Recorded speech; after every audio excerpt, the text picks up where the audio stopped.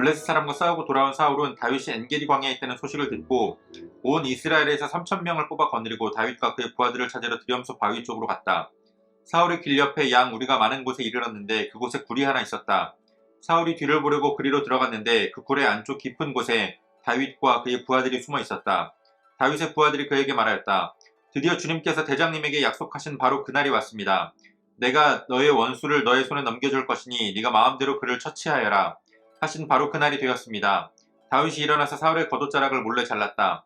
다윗은 자기가 사울의 겉옷자락을 자른 것뿐인데도 곧 양심의 가책을 받게 되었다. 그래서 다윗은 자기 부하들에게 타일렀다. 내가 감히 손을 들어 주님께서 기름 부어 세우신 우리 임금님을 치겠느냐? 주님께서 내가 그런 일을 하지 못하도록 나를 막아주시기를 바란다.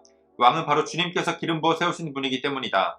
다윗은 이런 말로 자기의 부하들을 타이르고 그들이 일어나 사울을 치지 못하게 하였다. 마침내 사울이 일어나서 굴 속에서 나가 길을 걸어갔다. 다윗도 일어나 굴 속에서 밖으로 나가서 사울의 뒤에다 대고 외쳤다. 임금님, 임금님! 사울이 뒤를 돌아다보자 다윗이 땅에 엎드려 절을 하였다. 그런 다음에 다윗이 사울에게 말하였다. 임금님은 어찌하여 다윗이 왕을 해치려 한다고 주장하는 사람들의 말만 들으십니까?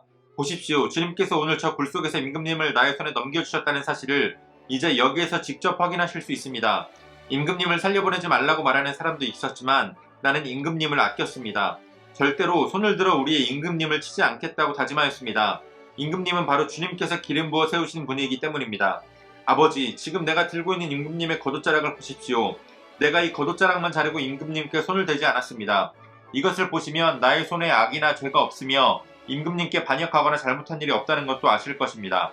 그런데도 임금님은 나를 죽이려고 찾아다니십니다. 이제는 주님께서 나와 임금님 사이에서 재판관이 되시고 나의 억울한 것을 주님께서 직접 풀어주시기 바라겠습니다. 나의 손으로는 직접 임금님께 해를 끼치지 않겠습니다. 옛날 속담에 악인에게서 악이 나온다 하였으니 나의 손으로는 임금님을 해치지 않겠습니다. 이스라엘의 임금님은 누구를 잡으려고 이렇게 나오셨습니까? 임금님이 누구를 잡으려고 쫓아다니십니까? 한 마리 죽은 개를 쫓아다니십니까? 한 마리 벼룩을 쫓아다니십니까? 그러므로 주님께서 재판관이 되셔서 나와 임금님 사이를 판결하여 주시길 빌겠습니다. 주님께서 굽어보시고 나의 억울함을 판결하여 주시며 나를 임금님의 손에서 건져주시기를 빌겠습니다. 다윗이 말을 끝마치자 사울은 나의 아들 다윗아 이것이 정말 너의 목소리냐 하고 말하면서 목 놓아 울었다. 사울이 다윗에게 말하였다. 나는 너를 괴롭혔는데 너는 내게 이렇게 잘해주었으니 네가 나보다 의로운 사람이다. 주님께서 나를 내 손에 넘겨주셨으나 너는 나를 죽이지 않았다. 이것 하나만으로도 오늘 너는 내가 나를 얼마나 끔찍히 생각하는지를 내게 보여주었다. 도대체 누가 자기의 원수를 붙잡고서도 무사히 제 길을 가도록 놓아 보내겠느냐. 네가 오늘 내게 이렇게 잘해주었으니 주님께서 너에게 선으로 갚아주시기 바란다. 나도 분명히 안다. 너는 틀림없이 왕이 될 것이고 이스라엘 나라가 네 손에서 굳게 설 것이다. 그러므로 너는 이제 주님의 이름으로 내게 맹세하여라. 너는 내 자손을 멸절시키지도 않고 내 이름을 내 아버지의 집안에서 지워버리지도 않겠다고 내게 맹세하여라. 다윗이 사울에게 그들을 맹세하였다. 사울은 자기의 왕궁으로 돌아갔고 다윗과 그의 부하들은 산성으로 올라갔다. 아멘. 6월 15일 수요일 오늘의 매일 성경 본문 말씀은 사무엘상 24장 1절로 22절까지의 말씀입니다. 블레셋의 침략으로 인해서 잠깐 다윗을 내버려 두었던 사울은 다시금 다윗을 잡으러 나섭니다. 다윗이 엔게디 광야에 있다는 소식을 들었고 그는 그 즉시 부하 3,000명을 거느리고 다윗을 잡으러 갑니다.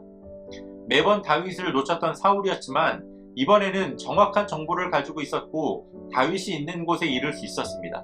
문제는 그가 다윗에게 이르렀을 때에 볼일을 보기 위해 굴에 들어갔는데 하필이면 그 굴이 다윗과 그의 부하들이 숨어있던 굴이었던 것이었습니다.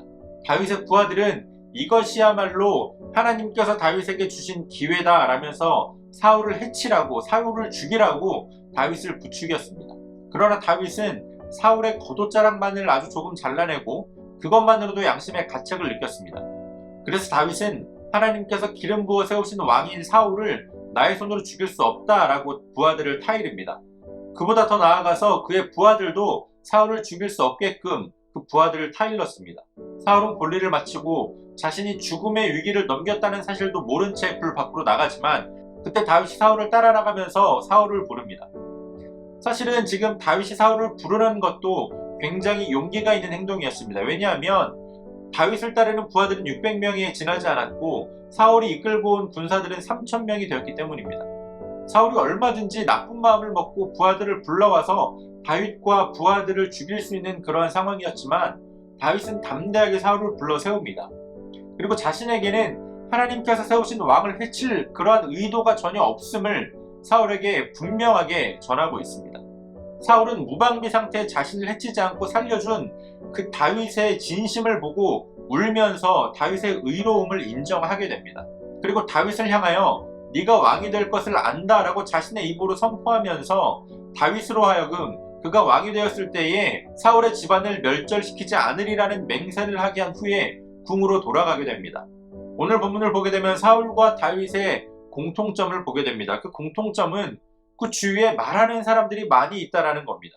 구절을 보더라도 사울이 그렇게 끈질기게 다윗을 죽이려고 하는 그 배후에 그 주위에서 말하는 자들이 있었음을 알게 됩니다. 다윗이 사울을 해하려 한다 라고 주변에 말하는 사람들이 있었고 사울이 그 말에 귀를 기울이고 있다라는 것을 다윗이 지적합니다. 다윗에게도 사울이 눈앞에 든 그 상황에서 사울을 죽이자라고 말하는 부하들이 그 주위에 있었습니다. 더군다나 그들은 그냥 사울을 죽이자라고 말하는 것이 아니라 이것은 하나님께서 우리에게 주신 기회다라고 말했습니다. 다윗의 경우에는 부하들의 말뿐만 아니라 그 상황적인 것도 사울을 죽이는 것이 굉장히 합당하게 보일 만한 그러한 상황이었습니다. 그러나 다윗은 주변 사람들의 말을 듣거나 또한 눈앞에 놓인 상황을 본 것이 아니라 하나님을 보았습니다. 사울을 보면서도 나를 죽이려고 하는 그 사울을 본 것이 아니라 하나님께서 기름 부어 세우신 왕인 사울을 보았습니다. 반면에 하나님을 떠난 사울은 주위 사람들의 말에 휘둘려서 뒤틀린 시각으로 다윗을 바라보았습니다. 우리는 물론 우리 주변 사람들과 관계를 맺으면서 그들과 대화를 하고 그들의 이야기에 귀를 기울일 필요가 있지만 우리는 때때로 하나님과 독대하면서 하나님의 말씀을 통해서 하나님의 뜻을 분별하고 먼저 하나님을 바라볼 수 있는 그러한 시각이 우리에게 필요합니다. 우리가 그렇게 하나님을 바라볼 때에 우리가 주위 사람들의 그 말에 휘둘리지 않고 바르게 분별하는 관점을 가지게 됩니다. 우리의 마음을 어지럽히는 이 세상의 목소리에 휘둘리지 않고 오직 하나님만을 바라보며 하나님의 음성에 귀를 기울일 수 있는 저와 여러분들이 되어주시기를 소원합니다. 오늘도 우리에게 주신 본문의 말씀을 몇 차례 더 읽으시면서 여러분들에게 개별적으로 깨닫게 하시는 하나님의 말씀을 묵상하시고 각자의 기도로 오늘의 묵상을 마치도록 하겠습니다.